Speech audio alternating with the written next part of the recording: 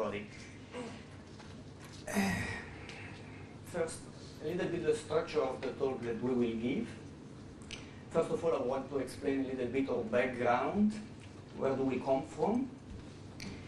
Then explain a little bit the motivation. Why are we interested in building automatically, generating automatically tests from real objects?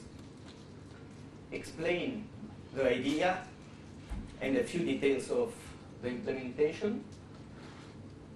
And then also explain a little bit all the failure that we experienced before reaching not the final solution, but at least something that is working and is used productive. And then just a few ideas that popped up developing this framework. Okay, let's start with the background. I started working in 1993 for a life insurance, which was called Credit Suisse Life, and with other two friends of mine. And I had the huge opportunity to implement a system from scratch, from zero. The reason was easy because this company was just created a few years before. So we could really develop a new system from scratch, and not only, we could also decide which technology to use, which was not so usual at this time. So we decided to use Smalltalk as a programming language and Gemstone as a database system, which was not so usual, as I said. It took us 2 years and a half to be able to deliver the first production system, which again was not so bad at this time.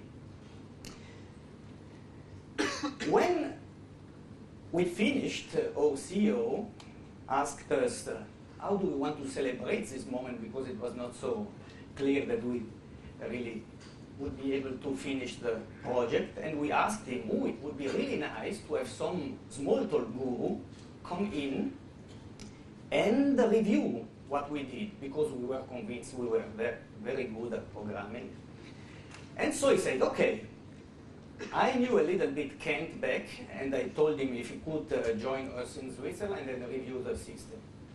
So he came, and the first question that he told us, that he asked us, was, how many tests do you have at the moment? We said, oh, we tried a few tools, but it was a little bit a disaster. We implemented tons of tests, but they never failed, and we had huge maintenance costs. Perhaps it was also too early to do this kind of stuff, but so the result was really we didn't have tests. We weren't able to write tests to test our system. Then he said, oh, yes, interesting, and when are you going to deliver the next release of your system? We said, oh, we just started production, so perhaps in 3 months, you know, it's extremely difficult, the next milestone that we want to reach.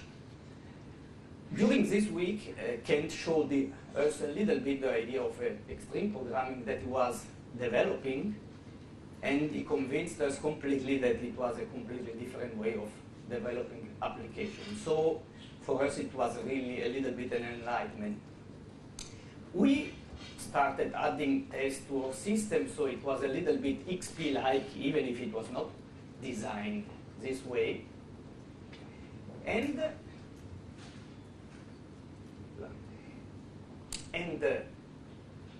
so, oh, we had also a huge opportunity. It was, after this week, we were able to convince Ken to work with us for 1 year long, which is not to underestimate. 2 years later, Credit Suisse, this big bank, bought one of the biggest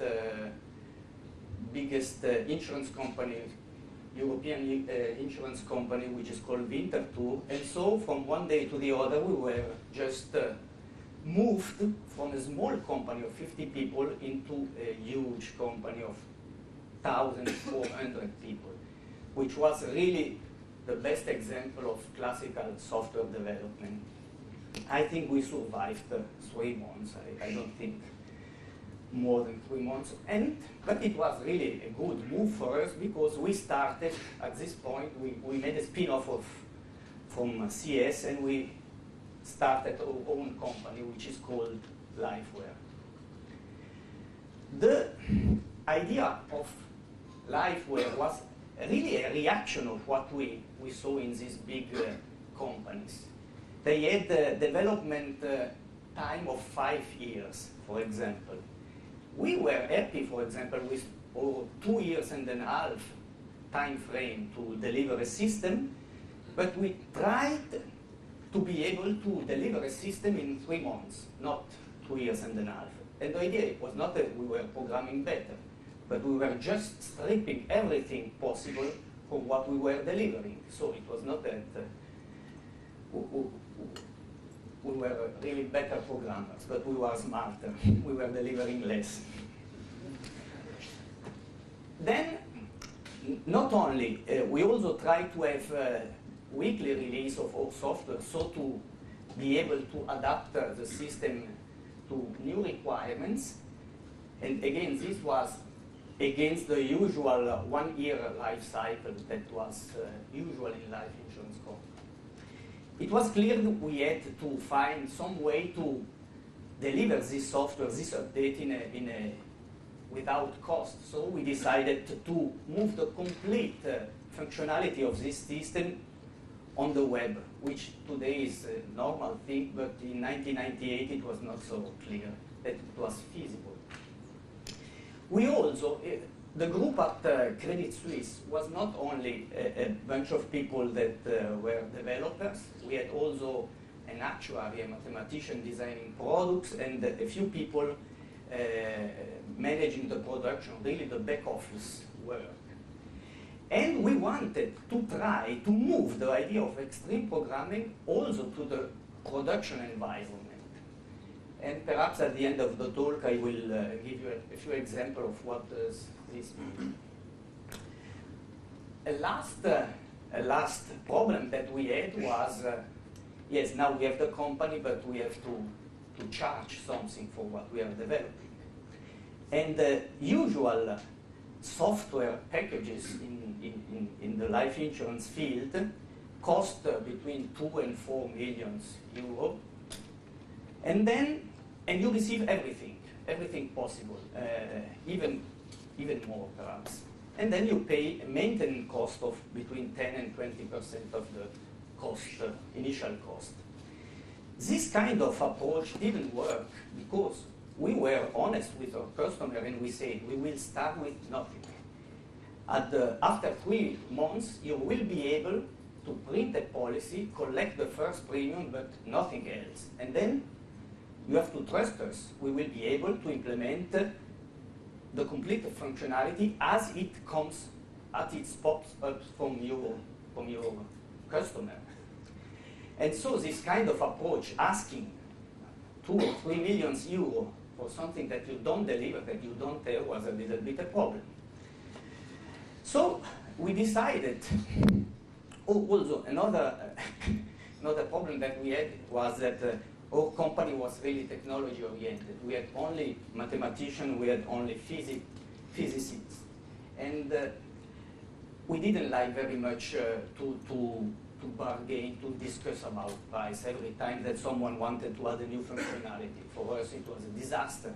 We didn't like. So, in order to avoid this discussion, we said, let's try to use a pay-per-use model where our customer will pay only based on the service that he is using.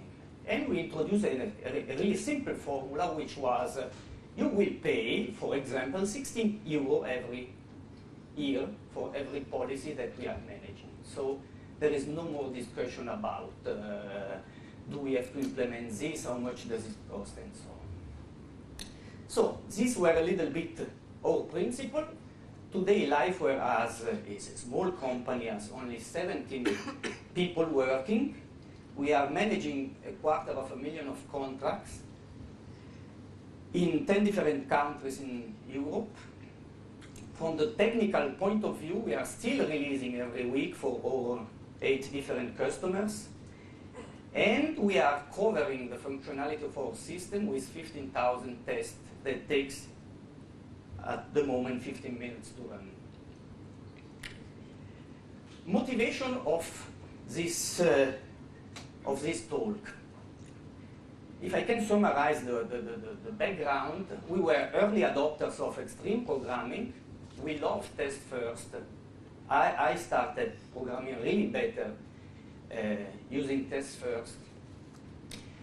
The problem that we experienced was that it was harder and harder to test first. We were, I think, world champion in designing tests for the first 4 milliseconds of a contract. It was easy to define how does a test look like for the first 2 weeks of a contract. Easy. It was a little bit harder to specify tests when a contract was getting older and older. Unfortunately, after a few years, and life insurance contracts have a duration of 50, 60 years, so this is a problem that is unavoidable. Being able to reconstruct or to make test first for contract that they have 2 or 3 years was simply impossible. So it was sad, but we had problems in testing first our system.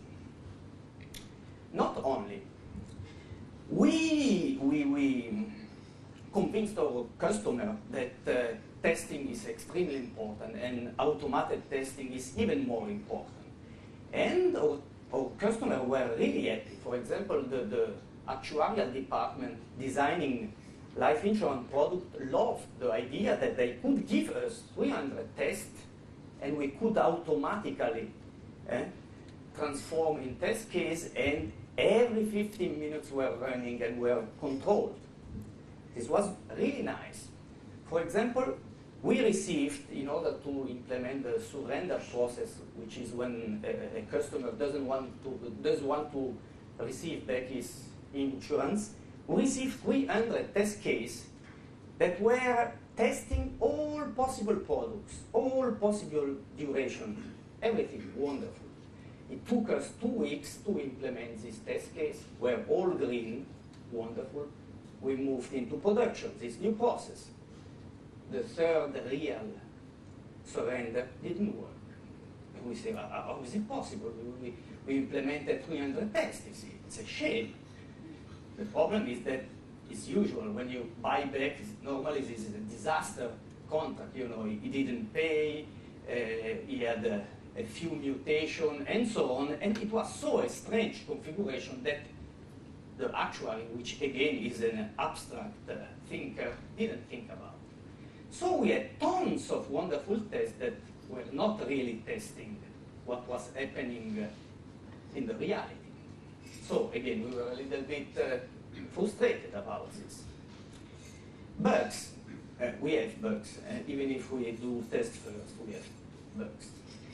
But we try to say, don't touch the code until you are able to reproduce the bug, and only at this time it is allowed to write code that changes the behavior. It's a wonderful idea. We want to apply it, but again, a little bit a disaster, because it was so hard from time to time to recreate the bug.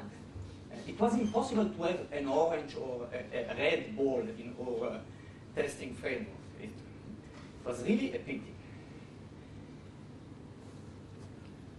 The last one, I call this the copy and paste syndrome. It is so it's normal. If you want to do test first, someone is asking you a new process, so you start writing a test. What do you do at the beginning? It's easier. You say, what did I wrote last week? Oh, this test, oh, interesting. You copy and paste and start from this one, perhaps changing a few parameters. You know, it's human. What happens? It happens that you have you don't have a set of test cases that are really different. You know, you have you don't have biodiversity in your biotope. You have always the same kind of test, exactly the same. If it came a bug not in the sense of bug, it will destroy completely your field here. So, since was the motivation of trying to find a new solution to be able to test again first. The idea was extremely simple, unfortunately. The idea was so simple because we had in front of us 250,000 of test cases waiting to be waked up and to become test. And it was not so difficult. We just need the ability, and this is the idea, we just need the ability to move into production, into your own system, and with a finger just touch a contract and receive it back as a test case. This was our dream. If we could be able to do something like this, we could again restart and developing test first or system. Yeah. Now we will try to give you an example of this dream, what we have implemented so far.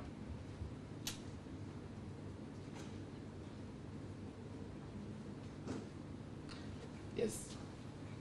I will show you what we mean by getting a test case from production. Here we have a typical contract for one of our customers, and we want to replicate this in our testing testing framework. So we have built this test builder. I'm trying now to build this contract. It was named this number. I will do it. Okay, this is our contract, and I will show you only how it looks like. We have an extension here in our testing framework to open the browser.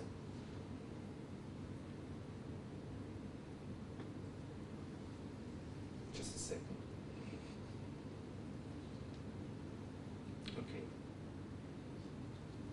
And here is the test case. You can see if I switch the tabs that these are completely the same. I can show you at the account level, it's more complicated.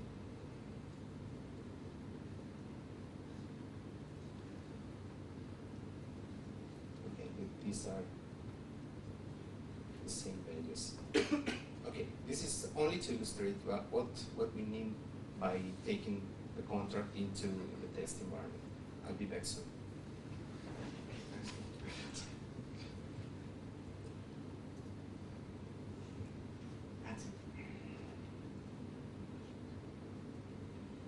So this was the idea, and also a little bit how it is implemented at the user interface level.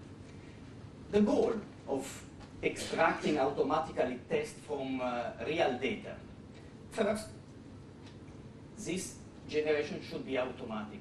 We didn't want to have manual solution, first of all. Second, we wanted to have this test that we were generating, that these tests were readable and comprehensible. And this is not so clear, because normally, I remember when I was working with fourth generation language and all this kind of stuff, they were generating code, but it's impossible. They were generating so much stuff that a human could not understand this. So really, a goal was what we are generating should be really simple to understand. Not only to understand, but also to change, because the idea was also perhaps to extract a test from the database and perhaps change a few details, because we don't have exactly in our production the test that we want to develop. And the last requirement was that the system should should be extremely minimal. You know, the easiest solution for building a test from real production is make a copy of your database of 250,000 of tests and then start working on this. But it's not so handy. You need a big Sun server, so it's not feasible. The idea was I want to recreate my contract that looks exactly the same as the original one, but loading so few information as possible. And also we will see what does it mean. Okay, now a few words about the implementation. The implementation is rather simple, and we copied the idea from the simulation theory. The idea is the following one. You have a contract in production, and you ask in production in your database, and you want to ask him, please represent yourself as a set of events that are able to exactly specify your life. It's a little bit like your bio. You ask, please tell me all the steps that I have to replay so that I can replay exactly your life. Okay, this is the first step, and this happens normally in the production environment. So you abstract this, you receive a list of events. The next step is that from this event, you want to create a script that, when replayed, will bring to life an exact copy of the contract that you are interested in. Again, this is not so difficult, and this is exactly the borderline between the production environment and the development environment. At the third step, then, once you have this situation, you can replay the first step as much time as you like.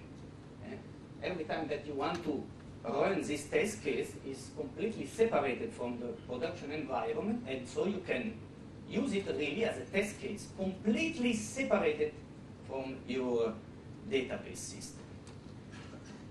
The goal is that at the end, the original contract and the newly created contract, but could be another business object, are exactly the same. What does it mean exactly the same? It depends on the granularity that you are interested in. Again, should not be exactly the same in the technical point of view. It means the same object, but should behave exactly how you desire. Building this set of events is not so easy.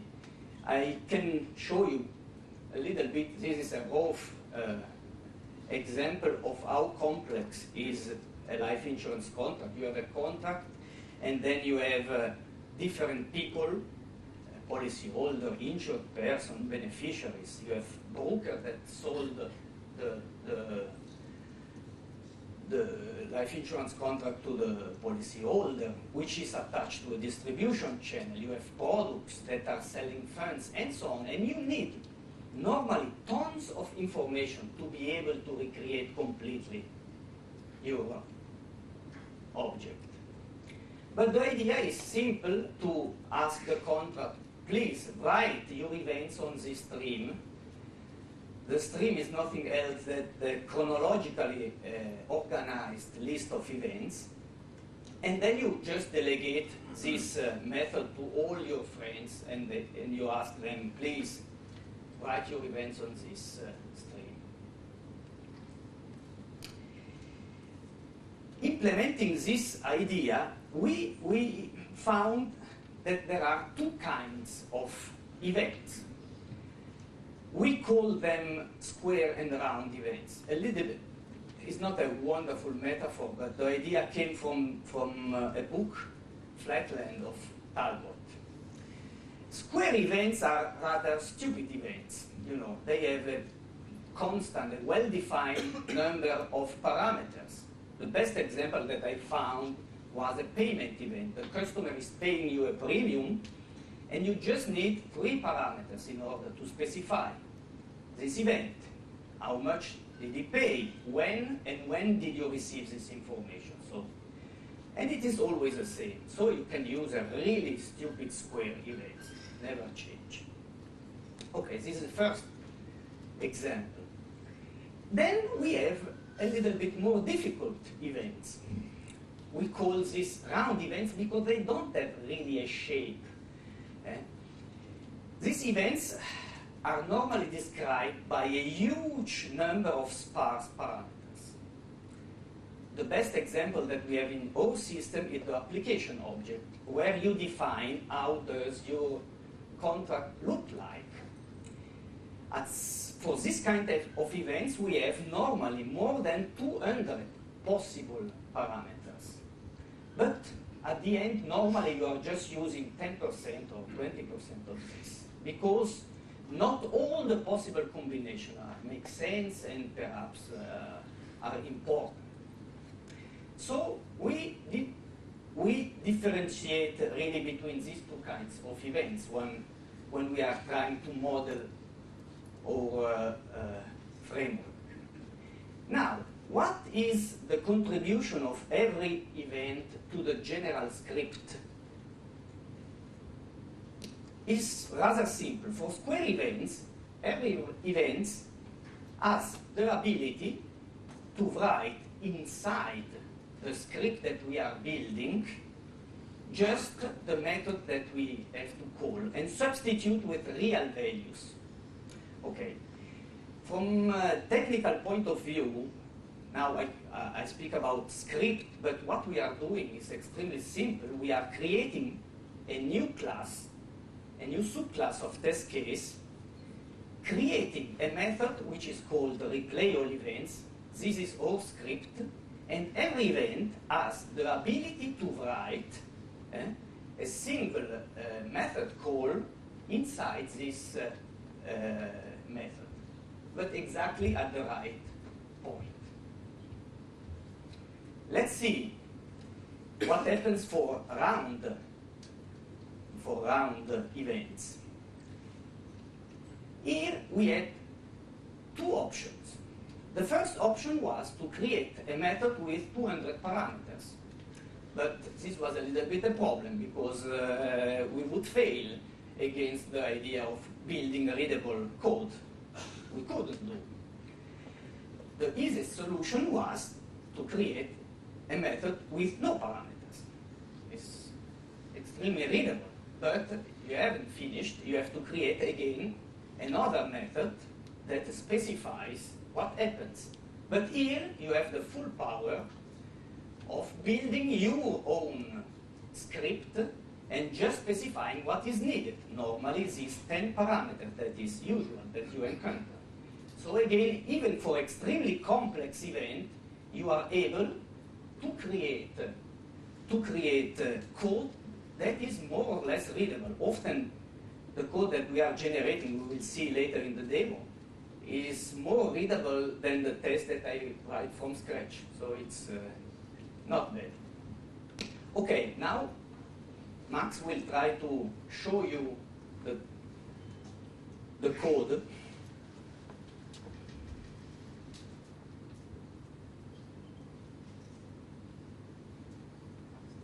See?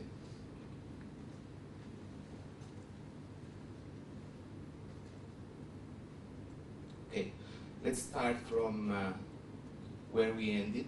Here is the test case that we generated, and we can show you that it's a class that is a subclass of test case class, and we generate a stub where you can start making your assertion and so on. This is the method, this is the replay all events method that construct the contract, and here we have all the events organized, split it up in quarters for readability reasons. And if we look at the first quarter, we see that we, to build this contract, we need to create a bank object Then we need to set up a broker. We have to load the prices for a couple of funds. Finally, we have to set up the contract, and then we can begin collecting the premiums. Okay, let's look at what a square event looks like. Here we have this bank event. Each of these square events have a template method. It's very easy. This method is evaluated during code generation, and these expressions are substituted with real values. So these expressions are evaluated in the context of the event. And once the parameters are set up, the code is appended to the replay events method. And now we can show a typical application method. It sounds complicated, but it is minimal. This is the method to set up an application of an insurance contract. If we look in the application event, we have like in the simple events, a template method, but this method is very complicated.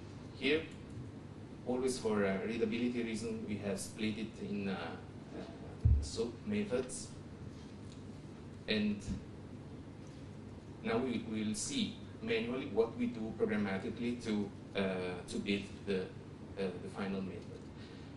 To make this, we get the help from our development environment. We need functions from the refactory browser. At the first step, you can see here, we inline the messages at this level, this one, and this one. And then for all methods, like we reach the end. And here is the fully expanded, to get the whole picture, this is the fully expanded method to set up an application. Okay. The first step is to take all these conditionals, this full of conditional, if you see,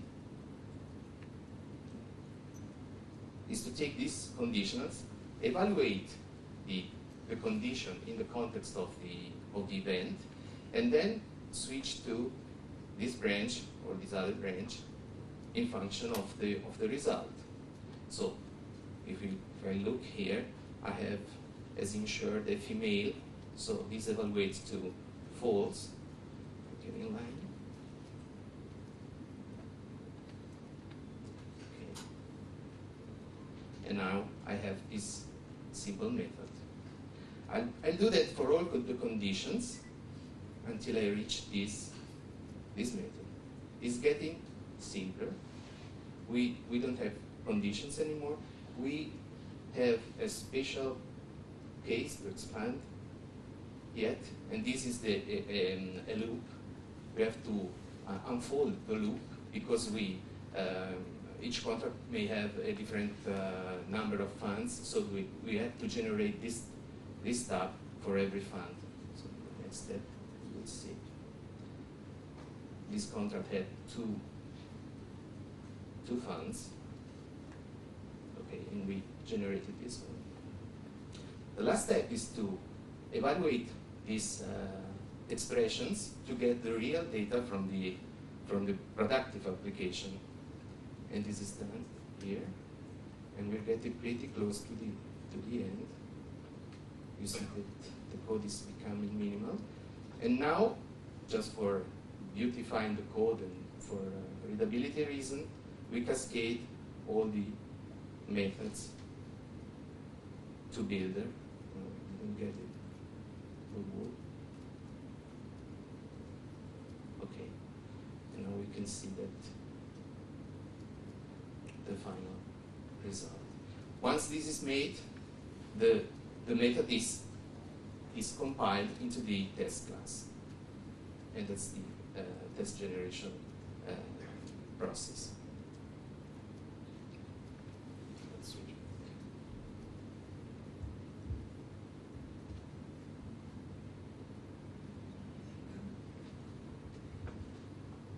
So this is a little bit the implementation of this idea. What we find is extremely interesting is to tell you a little bit the story of this idea. Also because it is full of failures. The birth of this idea was in a completely different context.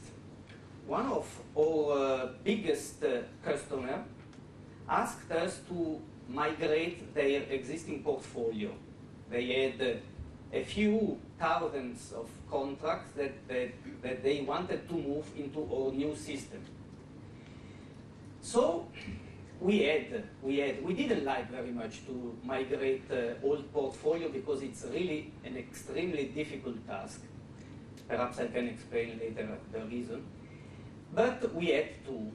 And normally the competition is just taking a snapshot of taking a photo of the portfolio of the contracts at the time when they have to migrate the system and move to the new system and then start living again. And we didn't like at all this idea because from our point of view it didn't make sense.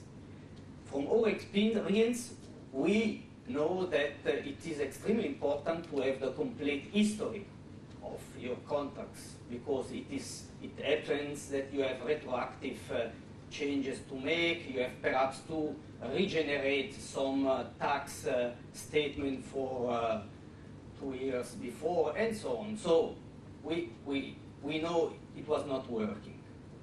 Second, from an XP point of view, migrating a portfolio is the worst thing that you can do. It's the biggest risk that you can take because the idea is to deliver at one day the complete functionality for all your contracts. And so you are not minimizing your risk, but you are maximizing them. But we had to. We promised that we wanted to do this stuff, so we had to. And the idea, in order to have a good feeling about this migration, was to try to extract from the old system all what happened to their contracts, replaying our system, compare the results, the accounts, and the values of the contracts, and if they were equal, then we would migrate this contract into our system. If not, go back and let's try again. And exactly this idea is similar to extracting test case from our real production. And the reason is, if I am able to rebuild the story of a system that is not mine, why I'm not able to reconstruct the story of my own data? So this was the idea of extracting test case from production. But now it is easy more or less to tell the final solution. The reality is that I think we had 3 years of failures. It's not so that we were 3 years long on this stuff and we had every day a failure, because we do this a little bit in our free time. We knew we had problems, but we had no idea how to solve it. And we tried a few times, but again with big failures. The first one was, we had nice objects. As I told you at the beginning, we had good objects to specify a contract in the first 5 milliseconds of their life. So we tried to, we call this life cycle builders. So we tried to extend these objects in order to be able to specify also the behavior after contract inception. What happened was that we were never able to recreate exactly the 2 same contracts. So we were testing, but a little bit, not really the right thing. It's always something similar, which was not good. Then, after a few months, I said, oh, I want, at least once in my life, I want to recreate an object, a contract, exactly in the same way as I have in the production. So I stopped working in the usual way, and I tried to rebuild manually a contract. It took me 1 week, and at the end of the week, we had exactly what we showed in the demo, in the first demo. 2 identical copies of the same contract, and it exactly the same. This was a huge success from one side and a huge failure from the other side, because we were able, but it took us every time 1 week to create the basis to start test first. It's crazy, Okay. Then we said, it doesn't make sense to make this job manually. Let's try to do it programmatically, automatically, by generating code, which was our first step. And we started generating code by writing code as a string. Really. The code that you saw, we were generating a stream containing the strings that were then compiled into a method. Again, we were able to do this, but it was a disaster because the system was leaving. People were doing real XP, were renaming method, removing method every minute, and our wonderful test generator was not working because we were working with strings. We had no notification that someone would just remove a method or change the name of a method. Then the last attempt was really to use the full power of this refactoring browser, which is one of the basic tools of Smalltalk, to generate, to parse existing template, inlining code, and so on, really working on real objects. So our developers could change the code, but would also change the test generation framework. So it was wonderful. So we get it, but again, we had a failure because we implemented only a limited number of events. At the beginning, we implemented just the application event because it was the easiest thing to do. And we noticed that only with one event, it was not really interesting. So again, a failure based on the critical mass. What is interesting about the current state is the following one. We had the impression, based on this last statement, that we had to implement all possible events for our portfolio of contracts. And we were a little bit sad because we said, think about it, we have 250,000 of contracts that have a middle that live from, I don't know, 6, 7 years. And we have to replay BA for 8 productions and 100 product types. So we have to re-implement all the possible events. It's impossible. When we are finished, I'm sure the developer will add 2 new products, 10 new events, 10 new process and so on. So we will never reach a state where we can use it. But it wasn't true. What is nice is that even if we have just implemented 20% of the event types that happen in our system, and we were smart, we implemented only the square one, which are the simple one, we are able to use every day this framework. And the reason is that once I detect an event that is not completely implemented, I just create a stub, a stupid placeholder, so that it does nothing.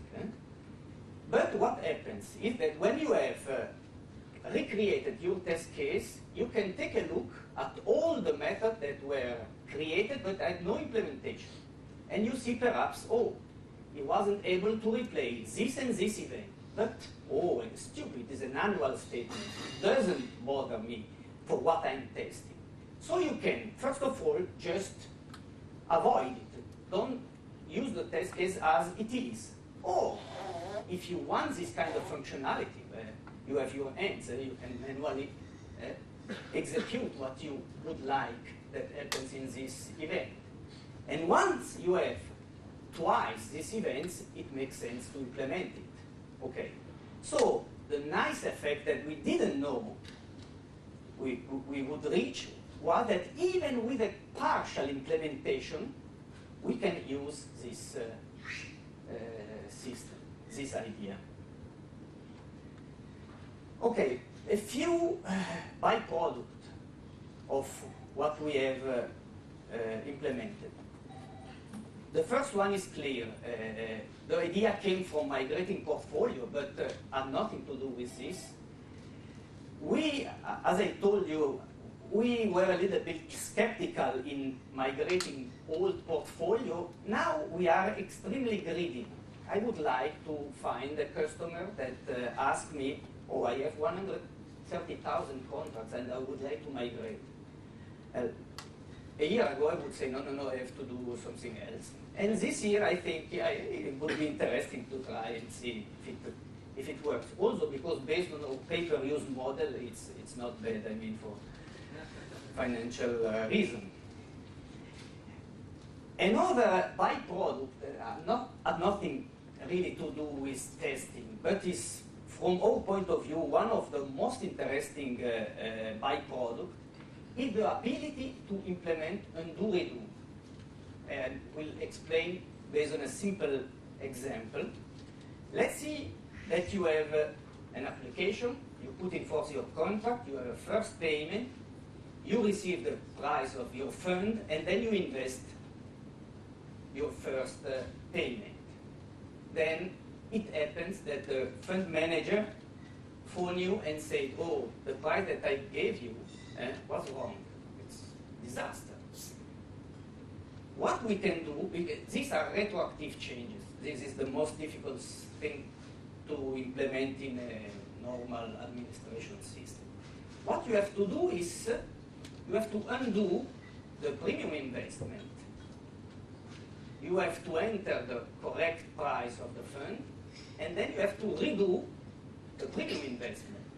What happens in reality is that perhaps you have 200 events in between, not only one. I did it this way just to simplify. What is nice that all events that were created in order to extract tests from our database can be used also for this application level functionality. We just have to add undo functionality to every event, so we are able to go back. And what is even nicer is that the redo is for free, because it's exactly what our framework is doing. User testing. This is our long-term dream.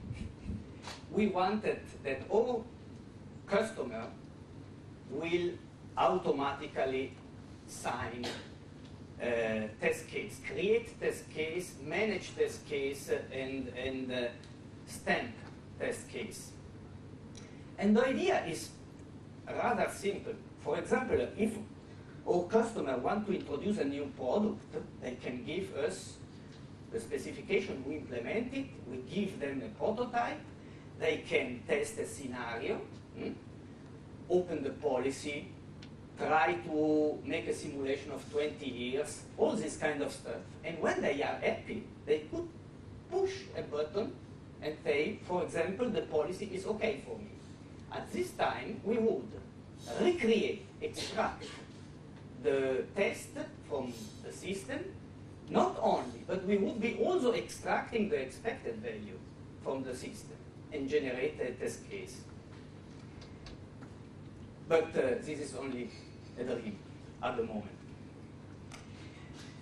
What we also noticed was that extracting test case from production helped us in predicting extremely difficult values to predict. Again, I will try to make an example here. In reality, you have an application, a contract that went in force, the customer didn't pay, so it was premium exempted. You finished, you said, no, you don't have to pay anymore, but I will reduce your benefits. And then 2 months later, the customer says, no, now I have money, I want my insurance back, and please reactivate the policy. So now you have to implement this process.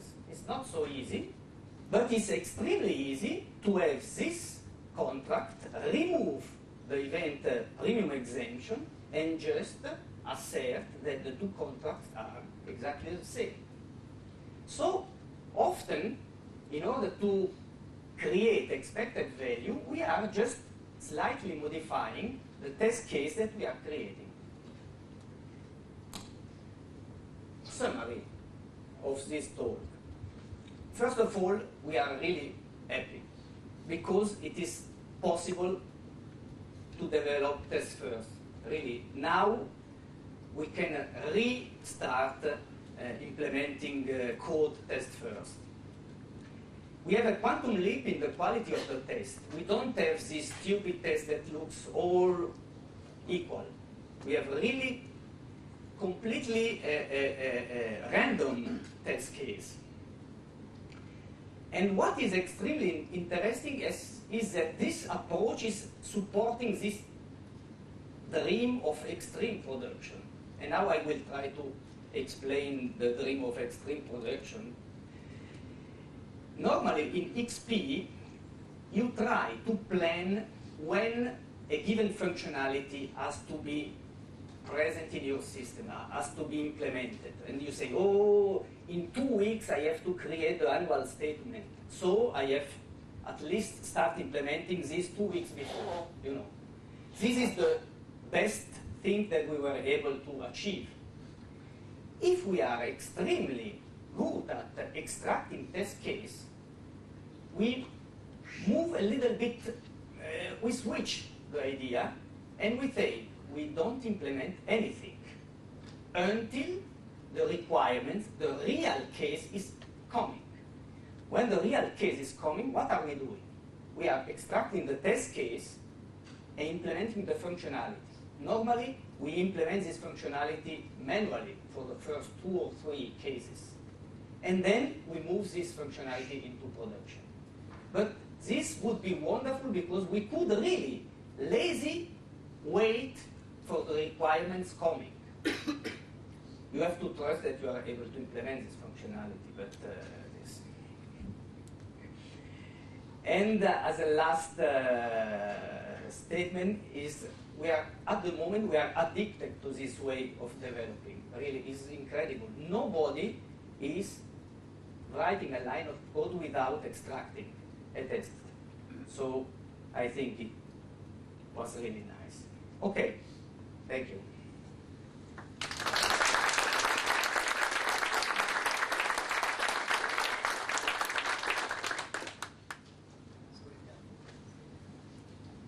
We've got time for a couple of questions.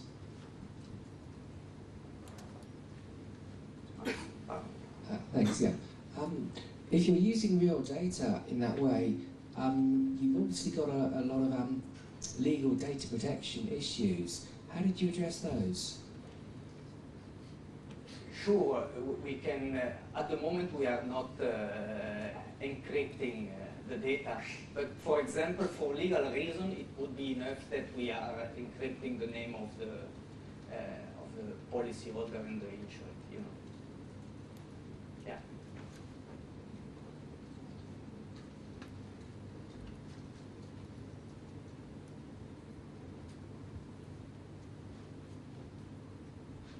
Hi, Dan North, ThoughtWorks. So you've got all these, it's like a command pan, you've got a bunch of events that take place. Do you ever find yourself in a situation where the events might have side effects, and then when you're trying to revert them or undo them, it then gets a bit more complex?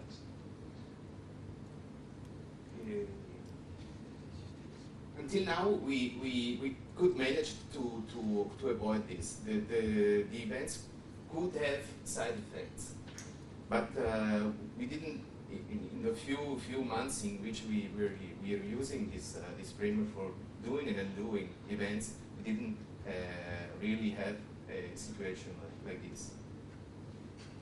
Thanks. Hi, Rick Muggeridge, Remo Research. How do you feel about the kind of coverage of the tests that you have? I mean, I'm thinking in terms of tests that are kind of dealing around the edges when things go wrong. Do you have customers kind of constructing these sorts of examples for you as well? I didn't understand very good. I can imagine the examples you're using to build your tests are positive examples that where things work correctly. Yeah. Do you have such tests which also deal with where things are going wrong, in a sense? So thinking from a testing perspective, bad paths, dealing around boundary conditions and such like, in terms of thinking about what is the coverage of the tests over the code base. Sure. This is exactly the idea of extracting a real test and then changing, for example, test parameters to have these special conditions, for example. It's not that extracting a real test is solving all your problems, you know, but help you so much in solving the real production problems, you know. And what we are experiencing is that we deliver functionality normally only for the tests that we have implemented. Let's assume we have a first process that is we have to implement. We implement and we open this process only for the kind of products, shape, and so on that we have implemented, you know. And then we incrementally open, you know, the functionality every time we have a new example that doesn't fit in our structure. But you are right, you have to think also. it's not a mechanical way of implementing functionality. Yeah. All right, thanks guys, that was really interesting. Yeah.